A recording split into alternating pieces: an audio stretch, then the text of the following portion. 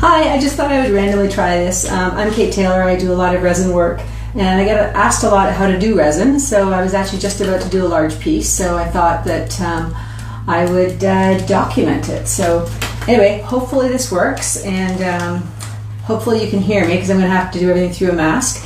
Unfortunately, I won't be able to answer any questions because once I'm in the resin and everything's messy and dirty and stuff, I won't be able to do that. But I will post it on my Facebook, IGTV, as well as I guess my YouTube video. Sorry. Anyway, so first of all, always wear a mask. It's really hot in here, so I tend to wear minimum clothing. I find that for me, resin works better if the room is warm. It gives you a bit more time to work things. So anyway, this is my very attractive outfit, which I would never be seen in public with. Glasses, I need reading glasses, and I always wear I always get my glasses at Dollarama because they do tend to get really resin all over them and kind of destroyed. So first of all, this is my setup. You can see I've got plastic on everything. Everything that resin touches ends up getting destroyed. So I'm trying to be really careful about keeping it in the space where it's supposed to be. So I've just leveled this piece here. It's really important that you level crosswise and everything is perfectly level. If it's not level, the resin will run and then you'll have to redo it. My work is very textural, so I'm just going to hook my earring up over my ear so it doesn't get caught. My work is very textural, which means that I often do have to do 2 coats, so that's just kind of the reality of life. But the better off you can do the first coat, the less work the second coat is. This is actually going to be pretty boring. It's one of the reasons I haven't done this video before. People always want to know about the resin, but you kind of can't speed it up because part of understanding the details of it is to do it slowly. So these are my Dollarama jugs. I measure the hardener in the resin, so it's really important to get it accurate.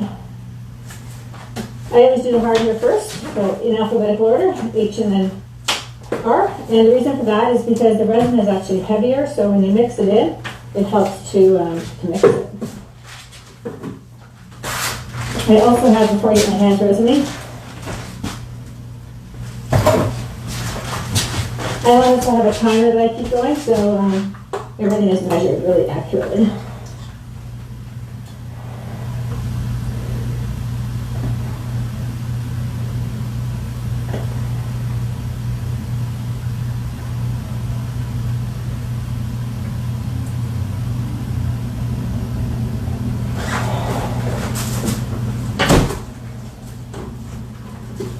Really make sure you don't mix these things up. If they get mixed up and the wrong top goes on the wrong model and it dries, I'm not sure that you would ever actually get it off. I also usually notice put the H and the R, just because I find that it's best just to be super, super careful with everything.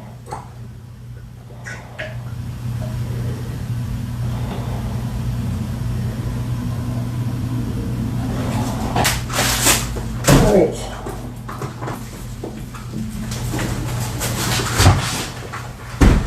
Okay, so now I look at my timer. It's 58:50. So 55:50. So I need 3 minutes of mixing. Now you can see when you first do it, you can see it's quite cloudy. And so the point is that you need to mix it really, really well so that it becomes very bubbly. And I know a lot of people think that that's a little bit counterintuitive since after you do this, then you use the propane torch and get rid of all the bubbles. Hopefully not too bad so you can see me.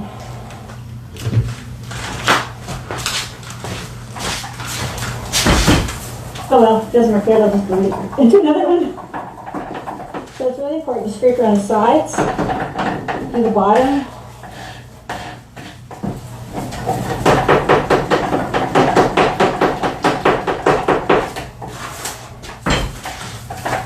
So I'm using art resin, and With art resin, you have to have a fairly good amount of time to work it. So therefore, you know, if you're going to spend any extra time on anything, that time would be well spent mixing and making sure that you have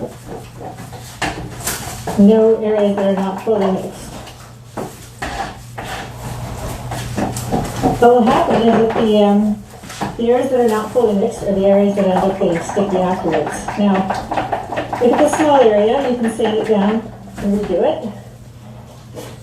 If it's a large area, you might be able to fix it, you might not be able to fix it. So I think it's better not to try and screw around with it.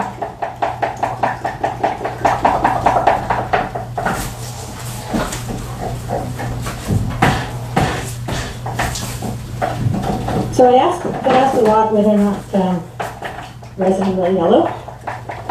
It's the hardware in the resin that actually will often yellow. Art resin has put some chemicals into it that prevent it from hardening, which is actually nice because then it allows you to do resin pieces that are white. So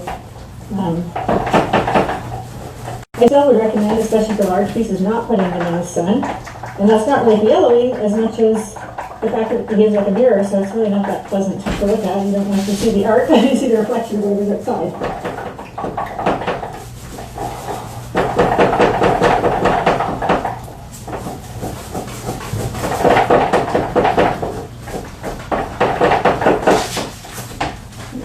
We're getting there. Alright, I think we're looking pretty good.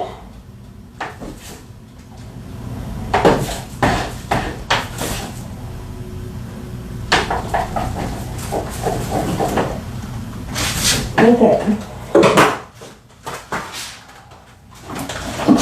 Now, I use playing cards to mix my resin. And part of that is just because everything gets really disposable. And plastic covered playing cards are pretty inexpensive.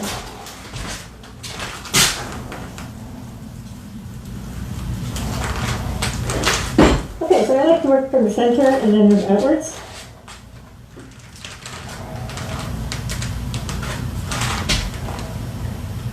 I find it's better to work a little bit slowly so that you don't have big divots in the resin that you're working on. And at the edges you want to kind of create a bit, if you can, of surface tension so it doesn't roll over.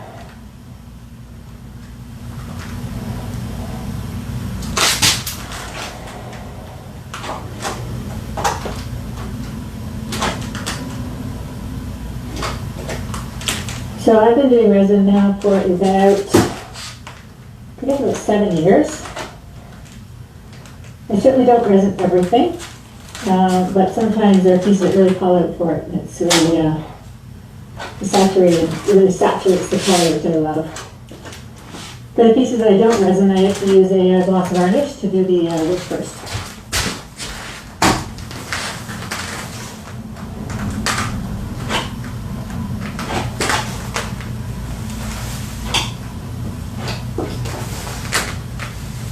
So, as I said, this is the boring part.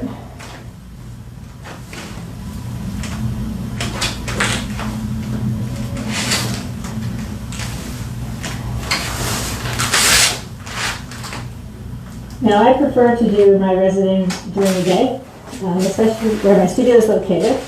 I can really see the sun that comes in, so I can actually go down and I can see if there's any weird bumps or gaps or areas that I've missed.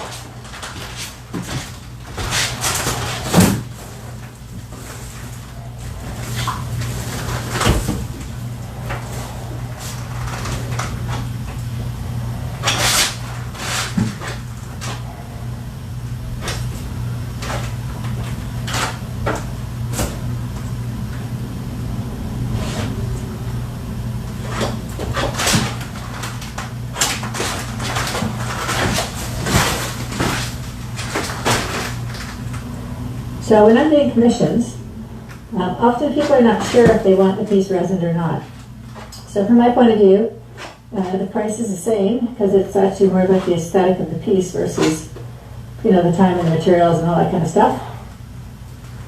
So what I will often do is say to people, well, live with it in your home for a little bit so you can actually see how the light hits the work. And if you decide that you do want it resin, then I'm happy to take it back in resin for you. And if you decide to leave it the way it is, then that's fine too. I do find often the larger the piece, the more likely it is that people don't want it resin just because it does reflect. It's going outside your window and reflects other stuff.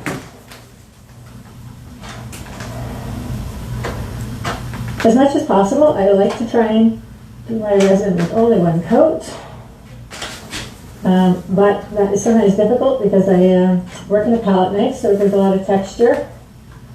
And the texture is part of the piece. I also use mica, which is a natural stone. It also has its own kind of depth.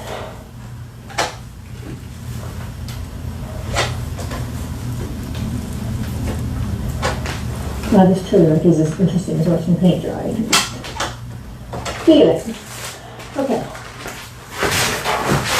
So this is a piece that I had resined already, but unfortunately one area didn't catch. So that was my sloppiness. I was trying to work too quickly and I didn't check my edges.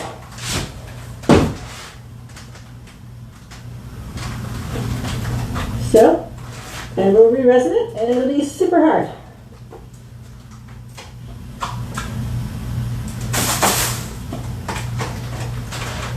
I find that if I have to re-resin often it is because sometimes the edges, the piece isn't totally level, then the edges look a bit ragged.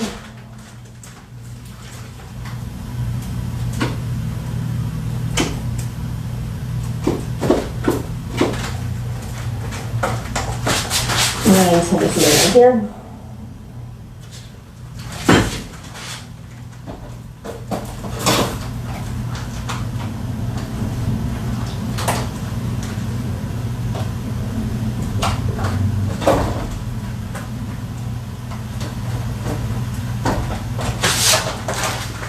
Okay, so coming back to this one, I really want to make sure I get all my edges. Sometimes you see a whole area that's been missed.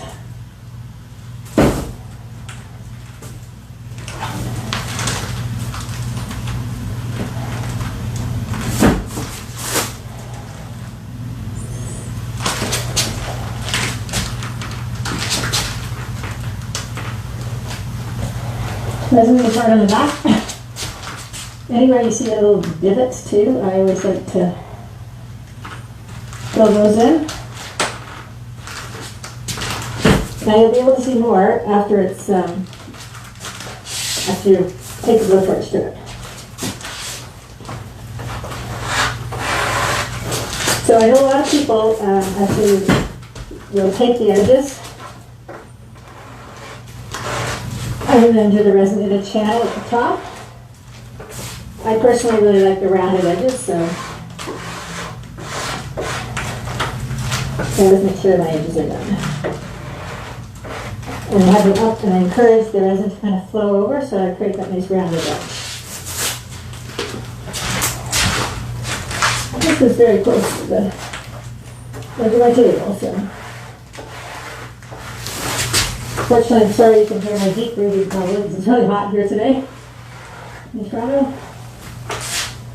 And my shoes probably sticking to the floor.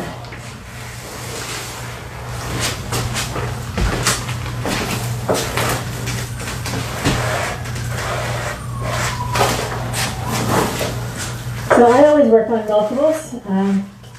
Partially that's because it's more efficient. It also means that it allows the resin some time for the main piece to degas.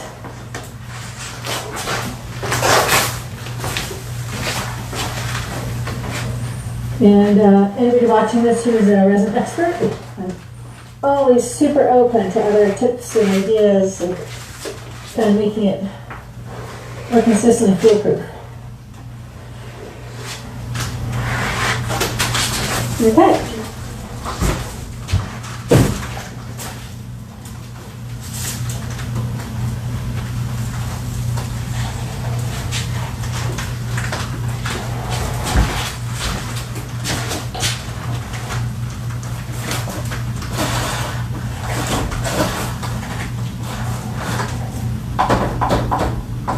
usually try to manually poke out the big bubbles.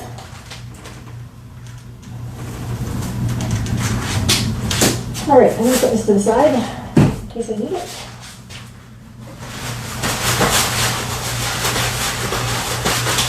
I would normally make new gloves at this point, but with COVID, I'm finding it's becoming more and more difficult to get these new gloves. So, now I'm going to use propane torch to degas the bubbles. That brings the bubbles out. And the trick, of course, is to move quickly over the surface so you get the bubbles out, but not to actually scorch the resin. I don't think.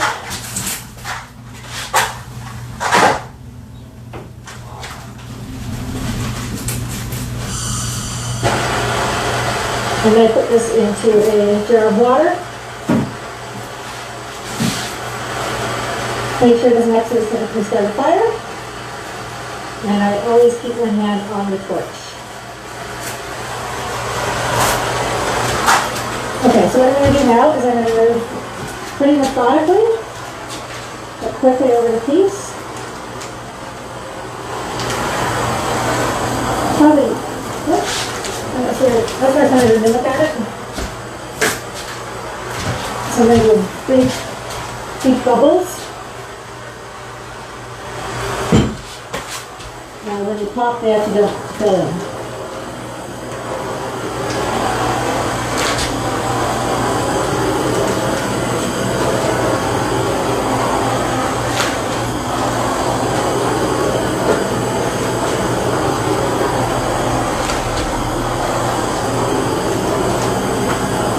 So you want it fairly quickly,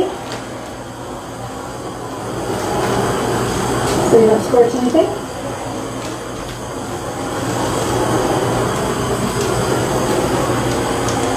You can see now where some of the bubbles are popping. They're leaving little divots. I think you have about 30 minutes to work the art resin.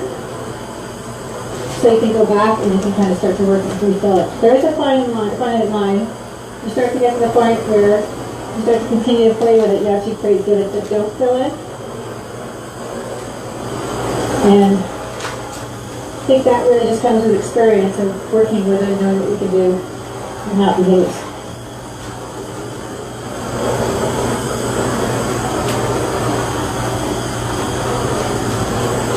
Okay. You know, guys.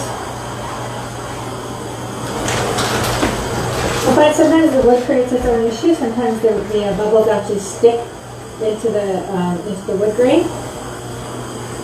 So I would usually coat the wood first before I paint it.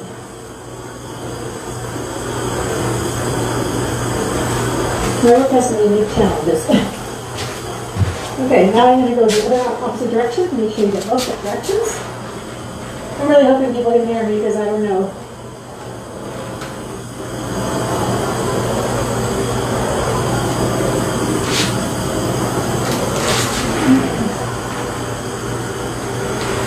Something weird going on in that one corner.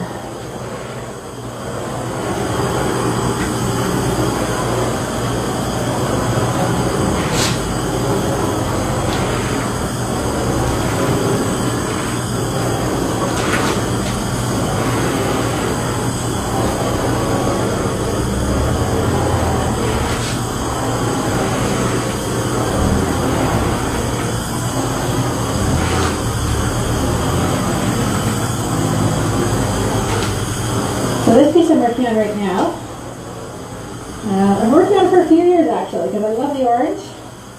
Balance wasn't quite working, so I kept working it, and now I'm resining it. Then it's going to be in the Art Walk Square store. So,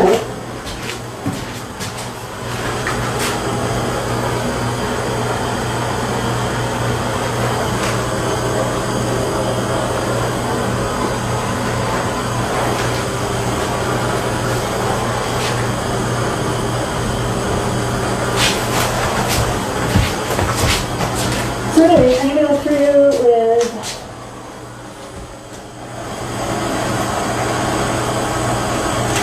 so what I want to do is I want to make sure that I get all the bubbles out and all the imperfections. Now sometimes there's an imperfection because the peak of the paint that has come through the resin.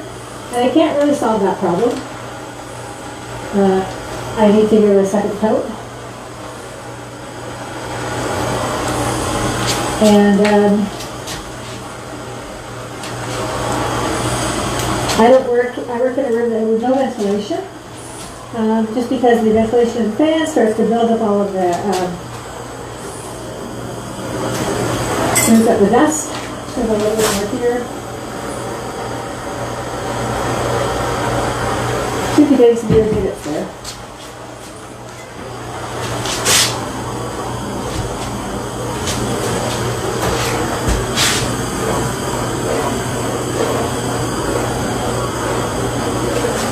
So I'm going to let that sit for a little bit and then let it degas a bit more. What I'm going to do now for the next probably 2 or 3 hours is I kind of smooth off the sides. Sometimes I use my fingers and make sure that the bottom is really clean. Now again, I know I could take the bottom, but I don't like to move these while they're still curing. They take 72 hours. If I move it by using the tape on the bottom, I feel like I should remove it earlier than that. So anyway, that's kind of it. I'm actually gonna, oh, it's so hot. See if there's any questions. Oh, hey, there's not. Thanks guys for joining me. Hi everybody. Okay, so that's basically the process. So what ends up happening at the end is that it ends up being super shiny, like sort of like this piece here. And you can see kind of the rounded edges, and it really saturates the colors. And so that's kind of why I like the resin. For some of the other pieces that I like to have them a little bit more tranquil, especially the lavenders and some of the light blues, I don't resin those. But anyway, I'm going to keep working on this and just make sure all the bubbles, this is where I take bamboo spear and pick out all the bubbles for probably another 40 minutes or so. Let it cure, and I'd say probably every 20 minutes I come and do the edges and the bottoms to make it easier. So anyway, dying feet, so hot here. But thank you for joining me. Hopefully it was helpful. I will post it on my Instagram TV as well. And if you have any other questions, please reach out. Oh, really hot.